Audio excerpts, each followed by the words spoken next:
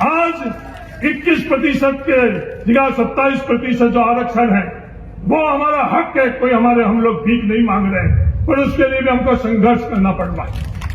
आज 21% जो आरक्षण है, जब भर्ती होती है तो आरक्षण के अंदर हम लोगों को 0% और 1 और 2% मिल रहा है।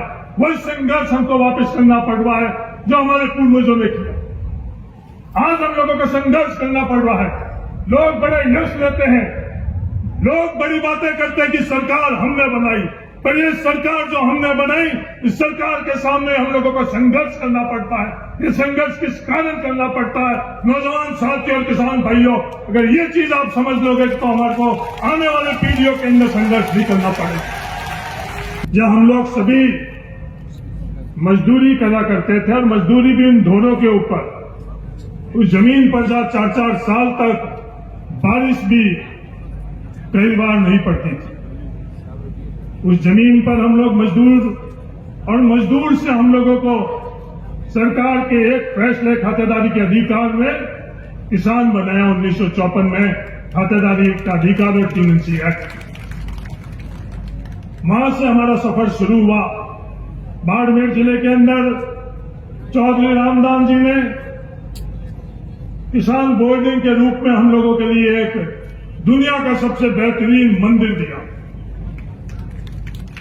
जिसके माध्यम से मेरे जैसे हजारों किसान परिवार के लोग आगे बढ़ने के लिए उस मंदिर के माध्यम से हम लोगों के जीवन के अंदर एक बहुत बड़ी ऊर्जा, मदद और वो माध्यम रहा। इस अवसर पर मैं स्वर्गीय रामदान जी को भी बहुत बहुत श्रद्धांजलि अर्पित करना चाहता हूं। आज उनके कारण ही हम इस स्टेज पर खड़े हैं और आप सब लोग इस मैदान में। मैं इस अवसर पर अगर स्वर्गीय मूलाराम जी धतवाल साहब को, चौधरी साहब को अगर याद नहीं करूं तो शायद मैं ये समारोह अधूरा होगा। मूलाराम जी धतवाल साहब हेमाराम जी के पिताजी थे। इस क्षेत्र के बायतू क्षेत्र के बड़े चौधरी थे और उस वक्त भी सामाजिक कार्यों के अंदर और समाज सुधार के अंदर अग्रणीय थे। डीकी देवी जी, हेमाराम जी की पत्नी डॉक्टर सरोज, सुनीता जी, तेज सिंह जी, तमाम परिवार को आज मैं, मेरे पास शब्द नहीं है धन्यवाद देने के लिए। साधुवाद भी शब्द कम पड़ रहा है। आप जिस सोच से, जिस मकसद से आपने ये काम शुरू किया, लाखों की तादाद में आप सब लोग यहां पधारे हो, उसी सोच और उस प्रयास को बल देने के लिए आप पधारो। इसके लिए आप तमाम लोगों को तहे दिल से धन्यवाद देना चाहता हूं। जहां तक मेरी समझ है, राजस्थान में नहीं, हिंदुस्तान के अंदर किसी किसान परिवार ने इस तरह का संस्था और इस तरह के भवन का निजी तौर के ऊपर निर्माण नहीं किया। अगर कहीं किया हो तो वो मेरी नजर के अंदर नहीं है। इस भवन के माध्यम से बाड़मेर जिले और उसके आसपास के 36 कौम के जरूरतमंद छात्र योग्य बनेंगे और सक्षम बनेंगे, अध्ययन करेंगे, संस्कार प्राप्त करेंगे, योग्य बनकर और आगे बढ़ेंगे। आज उस योग्यता के बावजूद भी हम लोगों को संघर्ष करना पड़ रहा है। ये संघर्ष उसी तरह का है जब हम लोगों को खातेदारी का अधिकार मिला था, तो उस वक्त भी व्यवस्था के अंदर बहुमत उस खातेदारी के अधिकार के सामने खड़ा था। पर कुछ चंद लोग जिनकी सोच उस खातेदारी के अधिकार के माध्यम से हम लोगों को आगे बढ़ाने का अवसर प्रदान कर रहे थे, उनके माध्यम से हम लोग आगे बढ़े, वो अलग बात है। उस खातेदारी के अधिकार के माध्यम से हम आगे बढ़े। वो कृषि क्षेत्र आज उसी देश के अंदर उस सोच का विरोध कर रहे थे, वो सफल हुए और हम लोग आज संघर्ष कर रहे हैं। इस कृषि क्षेत्र को आज जो कमजोर और लगभग खत्म कर दिया गया इसके कारण।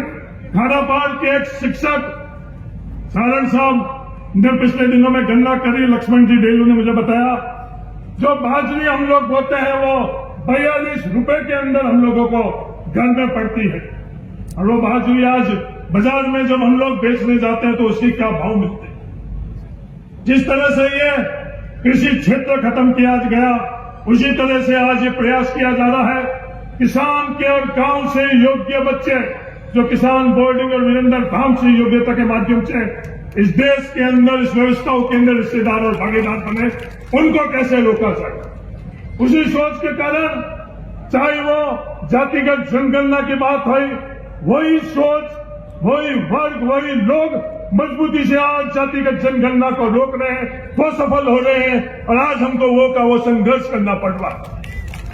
आज 21% के जगह 27% जो आरक्षण है वो हमारा हक है, कोई हम लोग भीख नहीं मांग रहे हैं, पर उसके लिए भी हमको संघर्ष करना पड़ रहा है।